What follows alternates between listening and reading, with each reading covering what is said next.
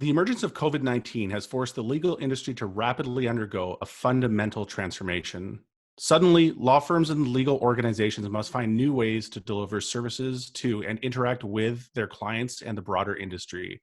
Those who do this best will not only survive, but thrive in the years ahead. I'm Jack Newton, CEO and co founder of Clio, the world's leading cloud based legal software provider. In each episode of Daily Matters, I'll speak with experts, legal professionals, and clients in the legal or tech community to bring you valuable perspective on how to navigate this difficult time.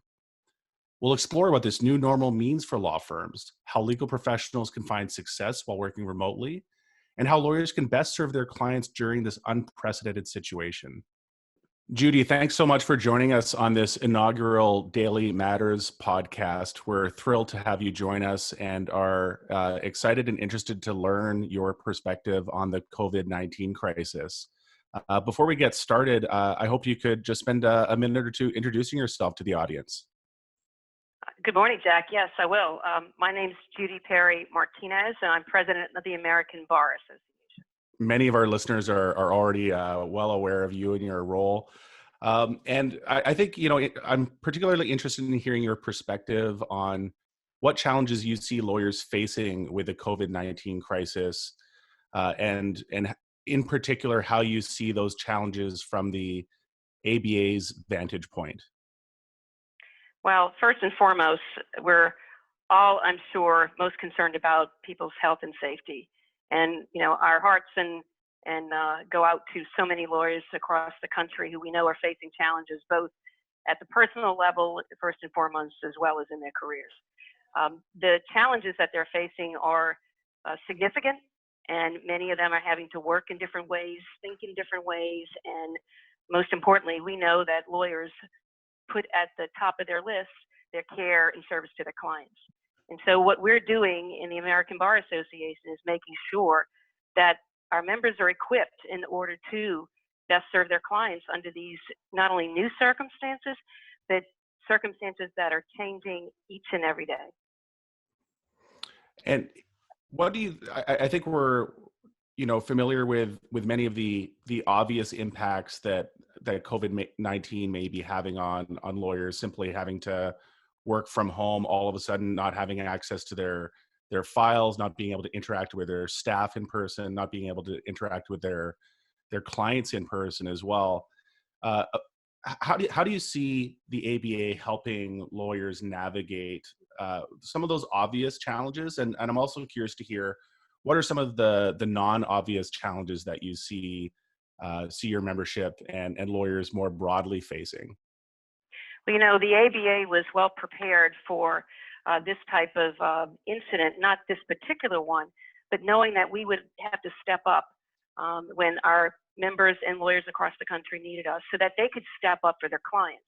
And we've done that over and over again in response to natural disasters that have been felt across the country. And we knew when this came along that we had to do the same. And many natural disasters also not only affect clients, but they affect lawyers in practice. I'm born and raised in New Orleans, so I know firsthand from my experience how disruptive and challenging getting not only your own household back up and running, but also your practice back up and running, and at the same time, making sure that you're helping your clients as quickly as possible to get their businesses and their lives back in order. And we also know that people without resources are the ones that are hardest hit. As a consequence, what we're doing in the ABA, we've already started, is and really have rolled out some really, I think, helpful tools and information, is that we are posting not only for our members, but free resources at americanbar.org/disaster for lawyers to help them understand the pandemic, how to respond in a disaster, making sure that we're putting up tools that'll help them in transition. And most importantly, to your point, Jack, about sometimes the hidden impacts, we also have up on our website information about wellness and stress and how to deal and cope on a daily basis with circumstances that are new to lawyers. I can tell you that many a lawyer identifies with putting on their suit or their dress or their outfit and going to work down at a certain office and taking a certain route down there. And that is now absent from their lives. just that sense of being out of routine can have impact on individuals. It can create greater stressors. And when you add to that lawyers who care about their staff, who care about their clients, who really want to make sure that they have not only a business to come back to, but a business that they know will be thriving and will get through these hard times, is what we're focused on. You mentioned being based in Louisiana. What are some of the hard-earned lessons from Katrina that you might be able to share with the audience as well? Well, several. Number one, work together and as a community. It gives you strength from an emotional perspective. It helps you on your down days to lift you up when you need it most. Being there for somebody else gives you great fulfillment. And at the same time, we also know that a critical group to get back up and running are legal aid and LSC funded grantees, those offices who are on the front line for poor and near poor each and every day, to make sure that they can get their offices back up and running so they can help those in need, because they are true experts. And the other thing I think that we learned from Louisiana is when a disaster after a hurricane, and much like this one, and this one is of even greater magnitude, what you realize is that it's different than a fire in a neighborhood or someone in your community or your church or your synagogue community getting sick. Everyone is impacted. And as a result, you really have to think about how you can not only get yourself back up on your feet, but how what you are doing may be helpful information to others. And that's what we're sharing through the American Bar Association, is helping with lessons learned, how to be stronger, how to be better. And when we think about all of our members and lawyers across the country, but particularly GP and solo practitioners, we know that they're taking on a lot of this burden on their own. And so what we want to be is, like Clio, one of those really important and resourceful communities for them that they can go to.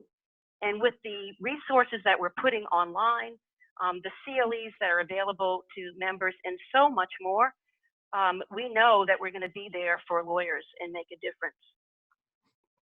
Absolutely. And I think your comment around community, along with your earlier comment around some of the mental health challenges that not just lawyers, but that we're all going to be facing over the coming months. I think social distancing is going to exact a toll, and communities and connecting with your communities, both your professional and your personal communities, are more important than ever. When you think about the next 6 to 8 months, Judy, and the way this pandemic is going to play out, I think it's pretty clear to most of us that it's not going to be 2 or 3 weeks and things are back to normal. We're going to see economic impacts from this, and perhaps societal impacts, including social distancing, that might last many months. How do you think lawyers should be preparing for the coming, let's call it 6 months as the first event horizon? But if we think 6 months out, how should lawyers be thinking about that and preparing for that? Well, I think they have to do several things, including taking a minute, no matter the exigencies of any day, and maybe do it every day. Take a pause, even if it's just for 15 or 20 minutes at a certain time in the day. Put it on your calendar and say, okay, I'm getting through this one day. I know what I have to do this week to help my clients, to be at my best for them, to be the most competent and ethical lawyer that I can be. But let me also think about what opportunities lie ahead. Should I be taking the time to retool? Maybe my practice will, in fact, maybe not take a total pivot, but I may add to my portfolio of skills so that I can accommodate the needs of those whom I've served before, or maybe others who will need my help. But just taking that few moments of dedicated time, consider it your time for meditation about what your future holds. And I hope you're doing some of that meditation for your wellness and your stress on the personal side. But think about sometimes bringing in important key stakeholders that you have in your circles. For instance, is there a trusted member or more of your staff, no matter how small? Or somebody, if you're a solo practitioner operating out of your own home even before this, that you want to say, can we connect and have coffee over a Zoom meeting? or even just think about sitting by yourself and contemplating before, when I was in law school many, many years ago, and ask you this question, I thought about the lawyer I wanted to be. And maybe that's stayed the same over the course of your career, or maybe that's changed multiple times.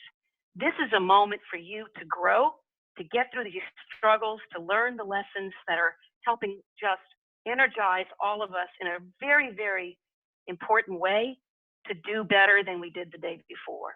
And that's a really tough thing to ask of people, to give up even 20 minutes a day to take on that important exercise.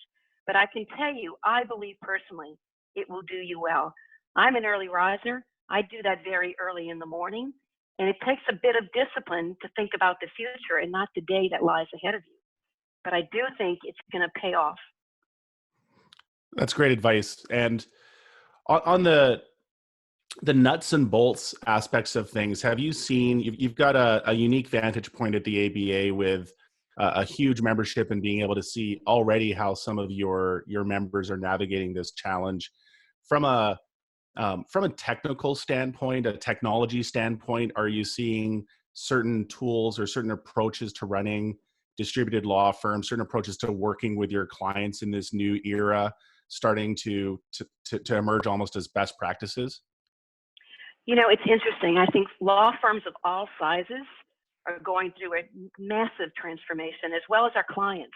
And so we can look to our clients to see what works, but they can also look to us and see what's possible. Particularly if lawyers get this right, think of all the help that they can be giving just by leading by example with small businesses and, mom and Absolutely. pop shops. And so helping your clients in a way that may not be just legally related on a question of substantive law, but one about how do I take this on? How do I remotely work? What's my gig look like? What's, my work unbundled look like? And I think what we're seeing is everybody adapting. And when you think about it, Jack, lawyers do that well. That is a skill that we learn over time. Hopefully it starts in law school when they're teaching us skills we need to be a lawyer for 2030 and not just 2020. But, it is a skill we learn. We do it for clients all the time. We're presented with challenges and problems, and what we do is find solutions. And so what we're seeing is that lawyers who had no remote capabilities all of a sudden are saying, I can do that. And that's really the spirit of lawyering, isn't it? It's really about getting to solutions and picking up whatever your tools are in terms of your hardware and learning that downloading the apps that you need and someone's suggested it to you, whether it's the American Bar Association, Clio, or another trusted source, that you can take this on and do it no matter your age, that there are people out there like the ABA Legal Resource Technology Center and others who can help you with that. And frankly, you're going to feel a sense of pride and accomplishment when you do it. Absolutely. I think that this is, you used the term adapt, and that's certainly something that I think that if we see any kind of a silver lining to this crisis, it's maybe that there will be foundational changes in how lawyers work and the way they collaborate with each other and their clients that might help increase access to justice or might have other lasting impacts beyond the coronavirus crisis. And I'm curious, from your perspective, what do you see as maybe some of the changes, some of the adaptations that the profession might go through over the coming months that might positively impact the profession on an enduring basis? Well, one is a bit more esoteric, but I want to share it with you. And that is an opening up of our minds that it's okay to try something and fail. None of us want to fail, but in fact, with failure comes great lessons. And opening up yourself to the fact that you may try something that may not work is really one of the best things that can come out of this experience, I believe. I also think that understanding what you can learn from others in the most unlikely places, that you may in fact be a transactional lawyer and you've never thought about taking on a pro bono case that would require you to go to a courtroom, much less what we may see in the future of some remote hearings of all, and not too distant future, of some remote hearings in an area you're not familiar with. You know how to get competent. You know that there are resources out there. You may be able to partner with a legal aid or legal services corporation funded attorney, or maybe your local pro bono project, or maybe somebody else in a different firm that you don't have a relationship with now because you're in a niche practice. But taking that step and stepping up to the plate and contributing is one of the things that I think we'll see in terms of lessons for members of our profession. And the other thing is, I think, that we're going to see ourselves as we have time and time again, whether it's people who have transitioned from private practice to in-house work, or individuals who have gone back to private practice or jumped into government agency work. We know how to rejigger our skills. We know how to get other competencies. We know how to learn what the practice and protocols of a different arena. And every one of us, I think, can take this opportunity and think about all you have within you that you may not have even let or given the opportunity to come forth in service to others. That's a great perspective, and I share your optimism around that. Judy, the ABA just launched a task force tackling the challenges of COVID-19, and I was honored to be invited to that task force along with Joshua Lennon from the Clio team. But I'm curious, could you give us, from your perspective, the mandate of that task force and what you're hoping it will be able to produce for the profession over the coming days, weeks, and months? Well, first of all, thanks to both you, Jack, and Joshua for agreeing to serve on this task force. It is a remarkable collection of individuals who care and who have demonstrated their leadership in the profession and beyond for many, many years. We are so fortunate to have former president of the Legal Services Corporation for the country, Jim Sandman, who stepped up to chair the task force. And he is joined by not only ABA leaders from various sections, divisions, and forums, as well as our standing and special committees, but the Conference of Chief Justices president, the president of the National Center for State Courts, the president of the Court Administrators, COSCA, their association, the lead response staff person for the Administrative Office of the Courts, for all federal courts in their response to the pandemic, and industry leaders like you and Joshua, who are coming in to sit at the table to do the best thing that we can do for those in need. What we know is that the legal needs of the public are going to increase significantly across the country as a result of COVID-19. We know that we will have significant increases as we have experienced after Katrina in Louisiana, after the BP oil spill in Louisiana, and domestic violence incidents, for instance. We know that people are going to have need for modifications, perhaps of child custody or child support orders because of changing family dynamics, loss of a breadwinner in a family, or even having to move out of their homes and locations in some situations. Landlord-tenant evictions are something that we know will go up and go on the rise. We know that small businesses are going to have multiple needs. We know that even major clients are going to have issues that they have to confront that they've never had to confront before, whether that be changes in all sorts of ways, and we want to make sure that we understand what those needs are. But particularly in the access to justice realm, understanding what the legal needs increase will be, understanding and recommending how we address those needs, and the task force will be making recommendations to the American Bar Association, and then most importantly, mobilizing lawyers and legal professionals and others who care and their resources across the country to meet these needs. That's where we're going to see the difference that an ABA convening like this makes, because we bring together the talent, the knowledge, the wherewithal, and the commitment from all over the country, and we bring it together here virtually, totally virtually, and we're doing this in order to immediately, once we got our staff members safe and secure and working, and once we turned and made sure that our volunteers were safe and secure and active volunteers, what we decided was that this could not be a step that we missed. And we launched it last Friday a week ago, and we've already had our first meeting last Wednesday. It's moving fast, and kudos for the velocity that I think the ABA has been responding to and providing leadership in this crisis. Uh, to close out, Judy, I'm wanted to ask two questions. One was, how are you feeling personally? Curious how your personal state of mind is, and how you feel about the future given current events. I'm doing fine. Thank you very much for asking. My family members are all doing fine. We're all isolated in different cities and in our homes and trying to be smart about social distancing. We know that lawyers have to serve their clients. We know that in some states, that's going to be difficult. In some locations, it'll be more difficult than others. And we know that access to justice is hugely dependent upon access to lawyers and all of their competencies and knowledge. But what we also know is that lawyers are smart about adapting, as we said earlier. And what I see and what is inspiring me and energizing me every day is hearing from lawyers across the country, reading stories about what they are doing to step up, whether it's law firms, big and small, or individual lawyers who are sparking an idea about how something can be done differently, maybe dynamically differently, but all being done to better serve their clients.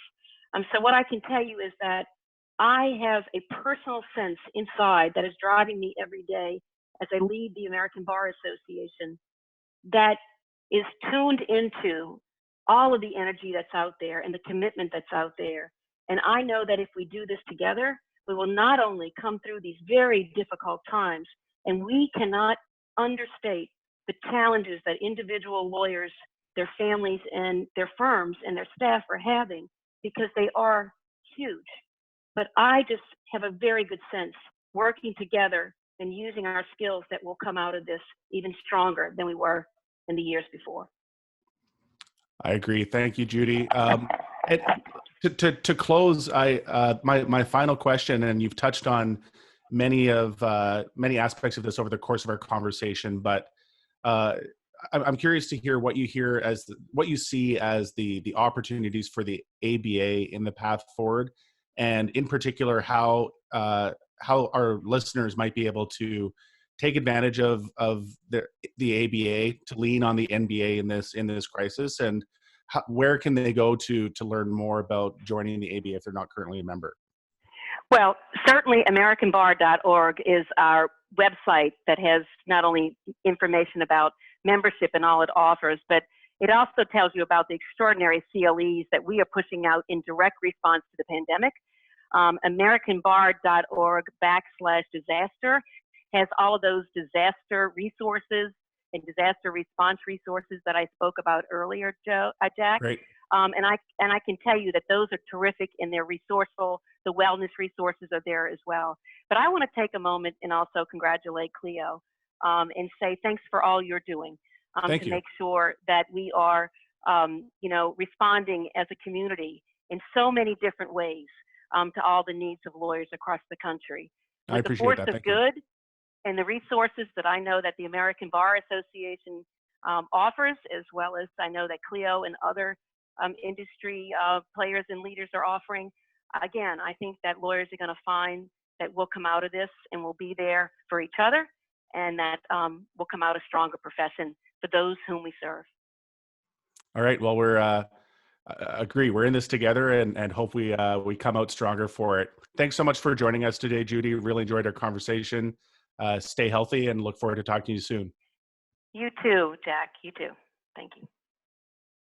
Thanks for joining us on Daily Matters, a podcast from Clio. Rate and review wherever you get your podcasts, and subscribe so that you never miss an episode.